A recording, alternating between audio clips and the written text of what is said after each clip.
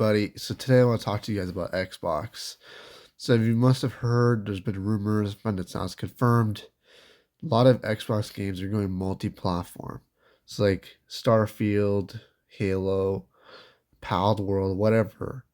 A lot of Xbox exclusives that were claimed to be exclusive to Xbox are going to PlayStation. And so a lot of the community, these influencers, YouTubers, they're all not liking it. And Twitter is just full of just replies and tweets about how this decision's terrible for Xbox. And so people are basically like protesting and being like, "Oh, I'm just gonna get a PlayStation now because there's no point. If I get a PlayStation, then I'll be able to play all the Xbox games anyway." Um, so here's like my approach to this. You have to look at the big picture. Microsoft as a firm, they lost out on a whole entire console generation with the Xbox One. So PS4 and Xbox One, that's when digital libraries were being created. Like, you buy GTA 5 or, whatever game, people built their digital libraries up. And this was like, we started to see like more digital. And you could see this with, the online purchasing and with the store these, you know, consoles offered. And it's the huge reason why people don't necessarily switch from PlayStation to Xbox. And it hasn't proved effective, even if there is necessarily a better game on PlayStation or on Xbox. It doesn't necessarily get the PlayStation user to get an Xbox just because of one game. It doesn't prove effective. Phil has kind of talked about the strategy that just people don't want to do that. Once they kind of get a console, they settle down with that ecosystem and they stick with that. Um, and it's kind of problematic because really there should be more competition. If there's more options at a whole and not just Nintendo, Xbox, and PlayStation as firms, it would be much better. But right now we're kind of sticking with three now. So Microsoft's strategy is trying to bring games, trying to bring their software on as many devices as possible.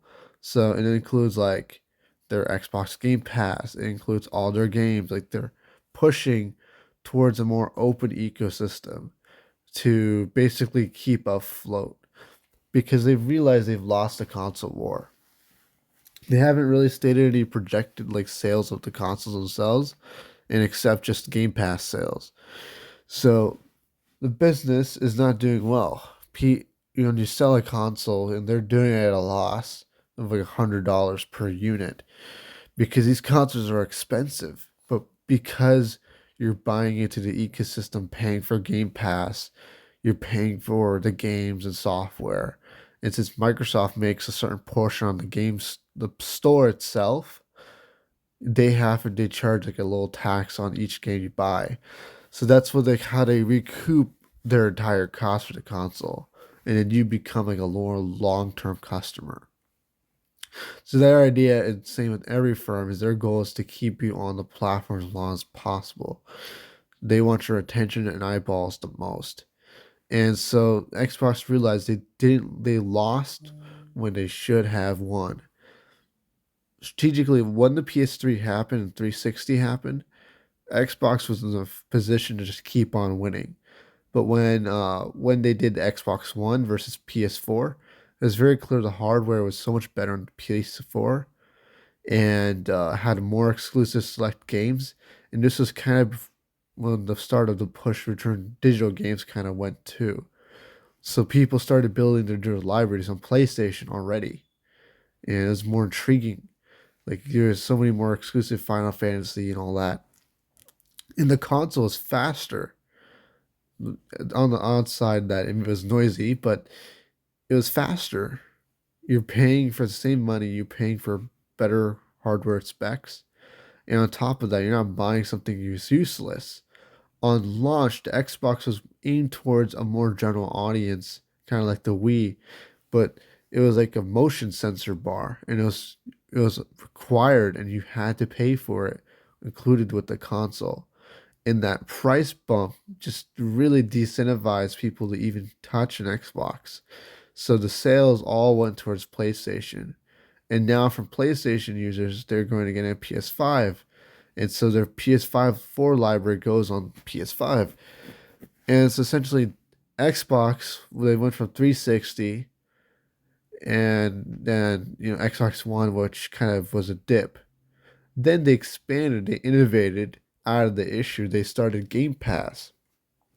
They started buying all these small game companies, they need developers. They started to like buy big AAA titles like Activision. And part of the dealings with all those businesses, they have to offer exclusivity to all these companies for 5 years. So they have to open it out. They can't just lock down their games to only their console. But Microsoft doesn't want to lock down their console to the game because ultimately, if somebody wants to buy your game and you're going to get in that console has more physical units, then your software is more captivating to that market. Like they are limited to sell their software on Xbox units. It's not necessarily what they want. They want this stuff to be everywhere. So it's really smart, but also it's a 50-50% like risk return, right? So if in the fan base may a lot of people will care, a lot of people won't. It's really depending like how it's terrible PR because they're doing something so distinct and they're like lying to their consumers about exclusivity. It's not quite seen as ethical, and it's what's causing a lot of backlash. And they're in a difficult situation where they have to make money because PlayStation is dominating the market, and the more money they make, the more sales they make, the more consumers they get, the bigger the ecosystem gets for them, and they're already trying to compete with Xbox's cloud service. So right now, they have a huge threat on both sides. They have the Red, which is the Switch is absolutely dominated the markets, absolutely dominated. And now you got the PS5 dominating. So now they're kind of stuck between the middle and they're kind of getting what's left over. So they're trying to figure out how to solve the issue. One, they could just sit there and just keep on doing what they're doing, or and they'll just settle to mediocrity, or they could try to do this cloud gaming service, offer their games on all the platforms, bring bring a lot of more software sales, and it will drop sales of Xbox units, but there'll be more sales overall for Xbox because all these companies are owned by them.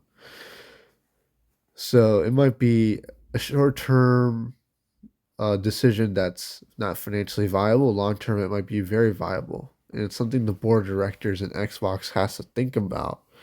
And this is something consumers we don't really think about. The fanboys, the YouTuber influencers, they have to remain relevant in a world that's very competitive. So I completely get the decisions that they're making. Now, my solution to all this is what I really hope is that they offer a pro version of the Xbox Series X. And so, therefore, the best performance for all the games, the Xbox games, original titles, will be best performing on the Xbox itself. That's huge to me. Because if they do that, there's at least some reason to like still stay as like an Xbox console customer and not going to PlayStation. Aside from Game Pass, of course. Now, as a GTA content creator here, I've played the game for 3 years, and there's been numerous cruise communities over on there that are way bigger than Xbox. It's a quarter, not even. It's like a quarter. So a lot of I already know like Rockstar has marketing negotiations with PlayStation rights or whatever, and then they were on Game Pass for a short time on Xbox. So each kind of game company does their own little thing. It's super interesting though. All I gotta say, my final notes on this take is very unfortunate that there's not a lot of really transparency on this matter earlier. It kind of just happened out of the blue. I wish that this was kind of more before all the games were released, more transparency about what they're gonna do instead of just doing it. because now it's bothering their consumer base. It's going to result in loss and result in people actually buying a PlayStation just because of this announcement. So I just really hope that they figure it out. You know, I've always been an advocate of American companies, and I invest in Microsoft, and I just hope that they really get back together in the next console generation. And I don't know if necessarily they'll win. I don't think they know. I don't think they're gonna win the next console because ultimately we're kind of on the brinks. Like they already released their entire roadmap due to the FTC filings. They had to disclose their whole 8-year plans. So like they want to release like a whole all digital unit, which for me personally is not super great because you're saving money on a disk drive, but now you're locked down to not be able to sell your games. And so it's like your digital stuff just is linked to your account. What if something happens to it? You get banned or whatever. You can't give it to someone. It's kind of terrible to think about. It's like your games are locked tied to you. You can't say, "Oh, I want to give this to Jimmy and make some value on it." I'm finished this game. I want to give this to someone else. You can't do that anymore. It's something that the whole industry is doing, like a service game thing and more digital diskless. And it's all funny to me because when Microsoft first unveiled Xbox One, no, PS4 was all about opening up, be able to trade your games as a huge marketing tactic, as being able to sell your own property, your own games like that. Because the Xbox One, the games were linked to your account. You couldn't sell them. What's the difference when you buy it on the game store? Literally, what's the difference? It's the same thing, but just in a different way. You buy a $14, $15 game on Xbox Store, you can't sell that. And now in the future, it might literally be impossible to buy a physical copy of a game. Everything will go to the cloud. And that's something I don't think is a great move. So, so that's all how I feel about the topic. That's the business. That's kind of their perspective. And that is all. Take care, everybody.